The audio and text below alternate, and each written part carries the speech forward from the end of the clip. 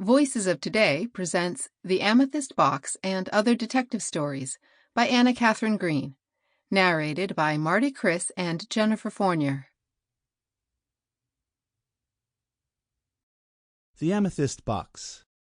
Written by Katharine Green. Read by Marty Chris. Chapter 1. The Flask Which Held But a Drop.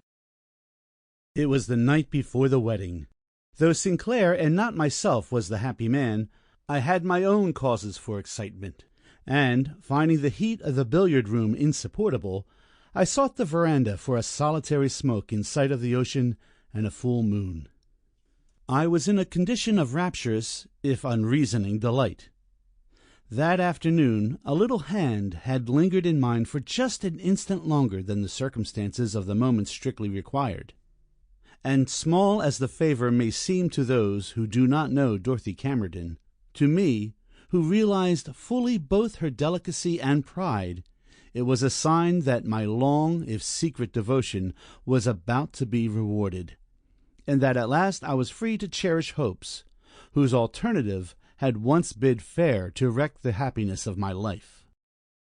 I was reveling in the felicity of these anticipations, and contrasting this hour of ardent hope with others of whose dissatisfaction and gloom I was yet mindful, when a sudden shadow fell across the broad band of light issuing from the library window, and Sinclair stepped out.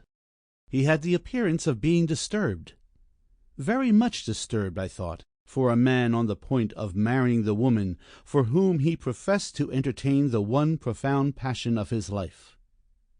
But remembering his frequent causes of annoyance, causes quite apart from his bride and her personal attributes, I kept on placidly smoking till I felt his hand on my shoulder, and turned to see that the moment was a serious one.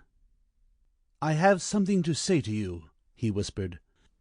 "Come, where we shall run less risk of being disturbed." "What's wrong?" I asked, facing him with curiosity, if not with alarm. "I never saw you look like this before. Has the old lady taken this last minute to—" "Hush!" he prayed, emphasizing the word with a curt gesture not to be mistaken. "The little room over the west porch is empty just now. Follow me there." With a sigh for the cigar I had so lately lighted, I tossed it into the bushes and sauntered in after him. I thought I understood his trouble. The prospective bride was young, a mere slip of a girl indeed, bright, beautiful, and proud, yet with odd little restraints in her manner and language, due probably to her peculiar bringing up, and the surprise, not yet overcome, of finding herself, after an isolated, if not despised, childhood, the idol of society and the recipient of general homage. The fault was not with her, but she had for a guardian, alas, my dear girl had the same, an aunt who was a gorgon. This aunt must have been making herself disagreeable to the prospective bridegroom, and he, being quick to take offense, quicker than myself, it was said, had probably retorted in a way to make things unpleasant. As he was a guest in the house, he and all the other members of the bridal party, Mrs. Armstrong having insisted upon opening her magnificent Newport villa for this wedding and its attendant festivities, the matter might well look black to him.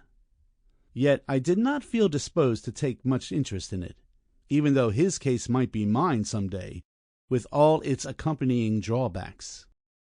But once confronted with Sinclair in the well-lighted room above, I perceived that I had better drop all selfish regrets and give my full attention to what he had to say.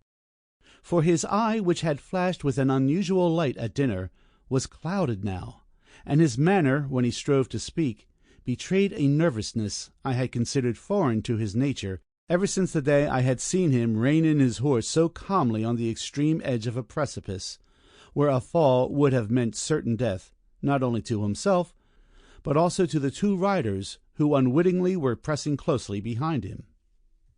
"Walter," he faltered, "something has happened, something dreadful, something unprecedented. You may think me a fool, God knows. I would be glad to be proved so. But this thing has frightened me. He paused, and pulled himself together. "I will tell you about it." Sample complete. Ready to continue?